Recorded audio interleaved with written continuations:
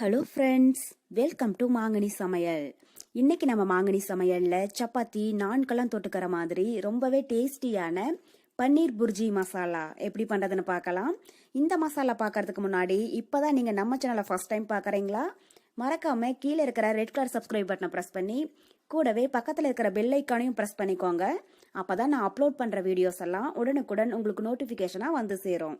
சரி, வாங்க இப்ப வீடியோக்குள்ள போகலாம். பன்னீர் புர்ஜி மசாலா பண்ணுறதுக்கு ஃபர்ஸ்ட் ஒரு கடாயில் 2 டேபிள் ஸ்பூன் அளவுக்கு எண்ணெய் சேர்த்து சூடுபடுத்திடுங்க. எண்ணெய் சூடானதும் 1/4 டீஸ்பூன் அளவுக்கு சோம்பு சேர்த்துடலாம். சோம்பு பொரிஞ்சதும் கொஞ்சம் கருவேப்பிலை சேர்த்திடுங்க. கருவேப்பிலை பொரிஞ்சதும் நல்லா பொடி பொடியாக கட் பண்ண ஒரு பெரிய வெங்காயம் சேர்த்துட்டு இதை லைட்டாக வதக்கிடுங்க. நான் பெரிய சைஸில் ஒரு பெரிய வெங்காயம் எடுத்துருக்கேன், சின்னதாக இருந்தால் 2 அளவுக்கு சேர்த்துக்கோங்க. வெங்காயம் ஓரளவுக்கு நல்லா வதங்கினதுக்கு அப்புறமா இது கூட 1 டீஸ்பூன் அளவுக்கு இஞ்சி பூண்டு விழுது சேர்த்துட்டு அதனுடைய பச்சை ஸ்மெல் போற அளவுக்கு நல்லா வதக்கிடுங்க. இஞ்சி பூண்டுடைய பச்சை ஸ்மெல் எல்லாம் போயிடுச்சு. இது கூட நம்ம மசாலா பொருள் எல்லாம் சேர்க்க ஆரம்பிச்சிடலாம். 1/4 டீஸ்பூன் மஞ்சள் தூள், காரத்துக்கு 2 டீஸ்பூன் மிளகாய் தூள். நான் 2 டீஸ்பூன் மிளகாய் தூள் எடுத்திருக்கேன், நீங்க உங்க காரத்துக்கு தகுந்த அளவுக்கு சேர்த்துக்கோங்க. இது கூட 1 டீஸ்பூன் சிக்கன் மசாலா சேர்த்துடலாம். கூடவே 1/2 டீஸ்பூன் சீரகத்தூள் சேர்த்துடுங்க. சேர்த்திட்டு இந்த மசாலாவுடைய பச்சை ஸ்மெல் போற அளவுக்கு நல்லா வதக்கிடலாம்.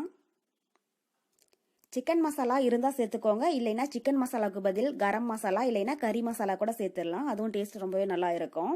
இப்போ இது கூட 3 தக்காளியை நல்லா மிக்சியில போட்டு நல்லா அரைச்சி எடுத்து வச்சிருக்கேன், அதை உள்ள சேர்த்திடலாம். பெரிய சைஸ்ல 3 தக்காளி எடுத்திருக்கேன், நீங்க சின்னதா இருந்தா 4 அளவுக்கு சேர்த்துக்கோங்க. இப்ப இது கூட ஒரு குடைமிளகாயை சின்ன சின்னதா கட் பண்ணி எடுத்து வச்சிருக்கேன், அதையும் உள்ள சேர்த்திடலாம். கூடவே தேவையான அளவு உப்பு சேர்த்துட்டு இதை நல்லா வதக்கிடுங்க.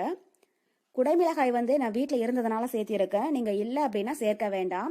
குடைமிளகாய்க்கு பதில் பச்சை பட்டாணி கூட சேர்த்திக்கலாம், அதுவும் கிரேவி ரொம்பவே சூப்பரா இருக்கும்.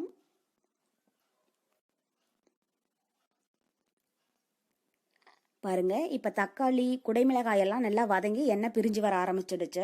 ஒரு மூடி போட்டு மூடி வச்சிடலாம், ஒரு 5 நிமிஷம் மட்டும் இருக்கட்டும், அதுக்கப்புறமா ஓபன் பண்ணி பார்க்கலாம். 5 நிமிஷம் இருந்தாலே போதும். இப்ப 5 நிமிஷம் ஆயிடுச்சு.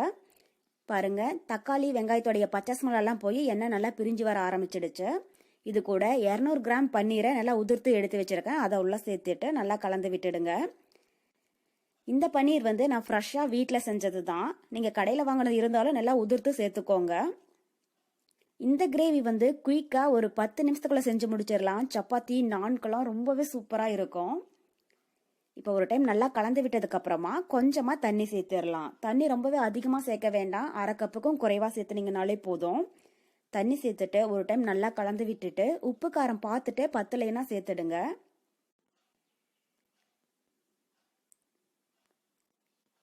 இப்போ திரும்பவும் மூடி போட்டு மூடி வச்சிடலாம். ஒரு 5 நிமிஷம் மட்டும் இருக்கட்டும், ஏன்னா பன்னீர் குயிக்காக வெந்துடும். 5 நிமிஷம் இருந்துச்சுனாலே போதும், அதுக்கப்புறம் எப்படி இருக்குன்னு பார்க்கலாம். இப்போ 5 நிமிஷம் போல் ஆயிடுச்சு. பாருங்க, கிரேவி நல்லா திக்காகி எண்ணெய் பிரிஞ்சு வர ஆரம்பிச்சிடுச்சு. பன்னீரெல்லாம் நல்லா சாஃப்டாக வந்துடுச்சு, பார்க்கவே ரொம்பவே கலர்ஃபுல்லாக சூப்பராக இருக்கு.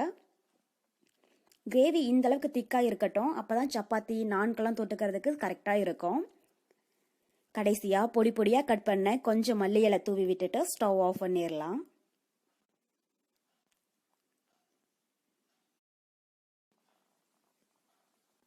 நம்ம பன்னீர் புர்ஜி மசாலா ரொம்பவே சூப்பரா தயாராயிடுச்சு. கண்டிப்பா நீங்களும் இந்த ரெசிபியை வீட்டுல ட்ரை பண்ணி பாருங்க. ட்ரை பண்ணி பார்த்துட்டு உங்க ஃப்ரெண்ட்ஸும் கூட இந்த வீடியோவை ஷேர் பண்ணிக்கோங்க. என்னுடைய இந்த ரெசிபி வீடியோ உங்களுக்கு பிடிச்சிருந்தா மறக்காம மாங்கனி சமையலுக்கு சப்ஸ்கிரைப் பண்ணுங்க. நன்றி.